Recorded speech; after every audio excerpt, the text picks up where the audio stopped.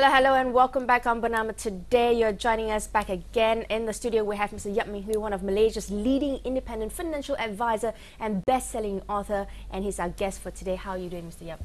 Good morning. Good morning. Yes. We are talking about the budget 2014, and before we went on a break, we said that you'll be able to advise us in terms of how the general public is going to be able to benefit from the recent announcement by the Prime Minister on the 2014 budget. So before we go into that, what are your thoughts on the recent budget? I think the budget has been quite a balanced budget, whereby everybody, every quarter, has got some benefits. Right. I think the most outstanding one is about the personal income tax reductions. That's right. Okay, so that's a positive part of it. Perhaps you can elaborate a little bit further on where we can see. So what is the middle income group going to look like? Because in the past they have sort of been sidelined quite a bit. The lower income have been given a lot of brims and a lot of benefits. So the middle income has been making a lot of noise, saying that you're not getting a lot of benefits from this.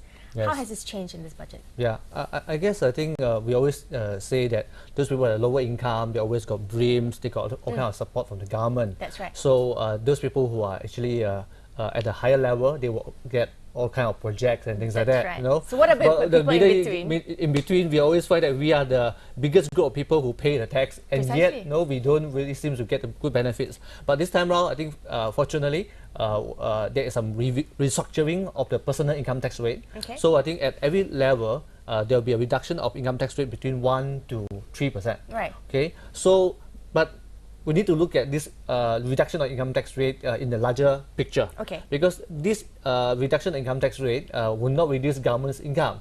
Okay. In fact, because at the same time, government also introduced GST. Okay, so tell us a little bit more about GST. There's been a lot of feedback and mixed reactions from the public, and people aren't terribly aware of what this means. Yes.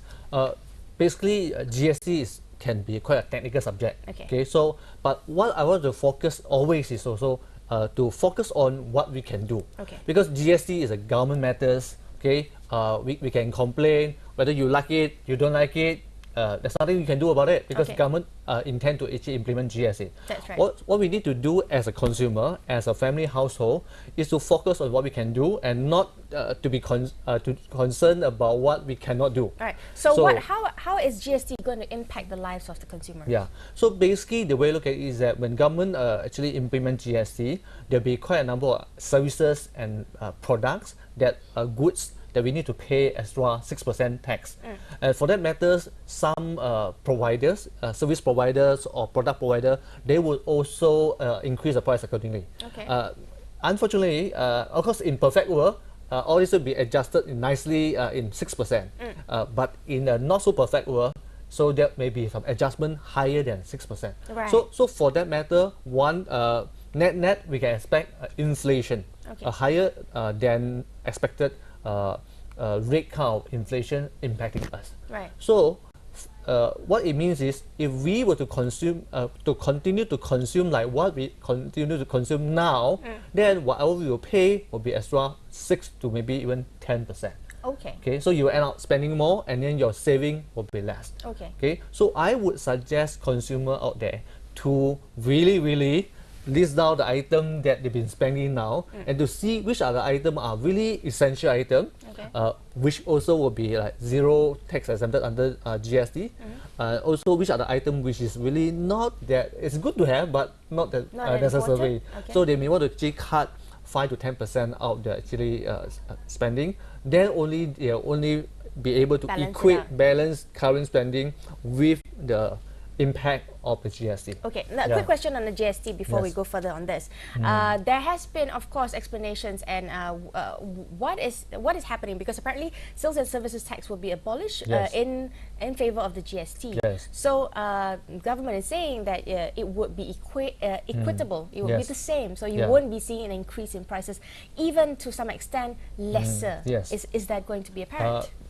That is based on theory. Okay, on theory. Okay. In theory, 1 plus 1 equal to 2 and things like that. But we all know that we've been not born yesterday, and then we've been living in real world. So in real world, when actually involve government efforts, involve this Inland Revenue Board, custom, it involve also so many producers of goods and services and consumer buying behaviors. So actual implementation, it will not be so straightforward like that. Okay. So that's why I would say is that it's very hard to predict. I think even for government to see what is the net impact of the GST implementation. But what we can do as a consumer is to be proactive about that. When you examine the spending item, try to cut down your spending expenses, then you'll be able to somehow create some saving or at least neutralize the impact of GST.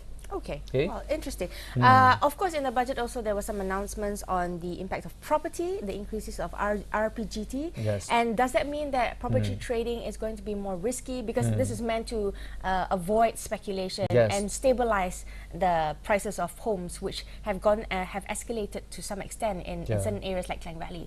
So, what are your thoughts on that? Yes, I personally think that the property prices increase in the Klang Valley, I think, has got some elements of speculation.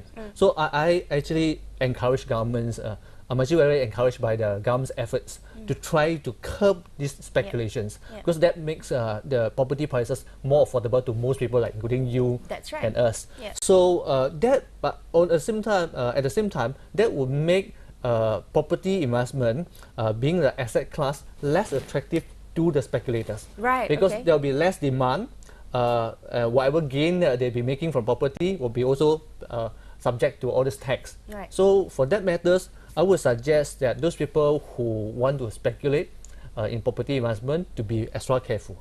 Because if they don't have enough holding power and they speculate, they try to flip the property, and now the demand environment is different already, they may be stuck with the property and they need to service the installment. And if you are not able to pay the installment, then bank may foreclose the property, and then they may lose the property. At the same time, the loan will still be outstanding. It'll be defaulting. Yes. That's right. So be careful. Don't get yourself burned by this major trend. Well, at the end of the day, we're hoping that people would speculate less and be genuine buyers, because we're providing homes to people who don't have homes. You know? Not to those who are second and third property and fourth properties onwards. I think the government's efforts is into making sure that as many Malaysians as possible have the opportunity to own their own home. So that's why this measure is good in a sense also that it will not affect those people who are genuine property buyers. Because if you're going to buy the property and then you're not going to sell it, you will not face the problem of selling the property. You will not face the problem of having to pay the tax.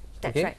Now, I hear that you will be organizing a fundraising charity seminar called YMH 2014 Money Optimization Seminar, and this will be at the end of the month, 23rd November next month. Can you tell us a little bit more about that? What is this charity money optimization seminar about?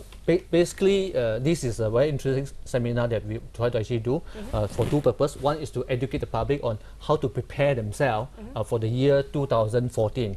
Because now that we know that after the announcement of the budget 2014, there are quite a number of opportunities and there are some other also challenges that a consumer will face in the year 2014.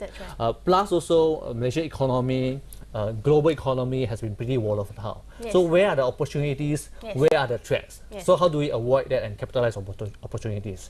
And also in the seminar, I like to share with consumer and dissect some of the hottest investment. For example, some insurance saving scheme, some actually equity investment, some property investment, and so that you'll be able to have an idea as which part of it actually suitable for you and which one actually may not be too suitable for you. And I think more important of all, no matter what happened to the world, we still need to move on.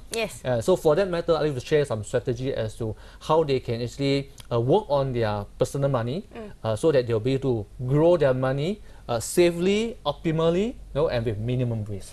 What is your take on the current spending structure or spending habits of Malaysians? Do you think that I mean, it looks as if we're spending so much and we're not saving and we're not investing.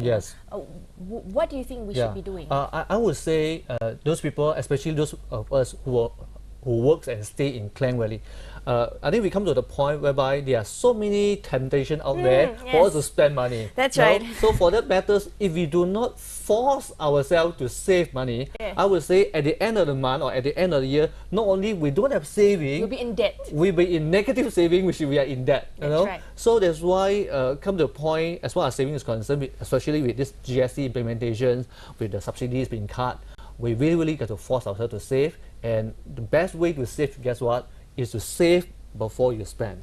So to expect a saving like our Father's Days and Grandfather's Days, that to expect a saving after you spend the money, I think that would be quite wishful thinking. Okay, so and also highlight to you also about this charity seminar that we have. It's a charity seminar in the sense that we're going to all the proceeds of tickets will be raised and be donated to Pusat Penjagaan Kanak-Kanak Cacat, Taman Mega. Okay, so how can people register to attend? To register to this seminar, you can just go to my website, www.yapminghui.com. Okay. So then you can do all the registration there. That's right. Yes. So it's www.yapminghui.com. How much is the registration?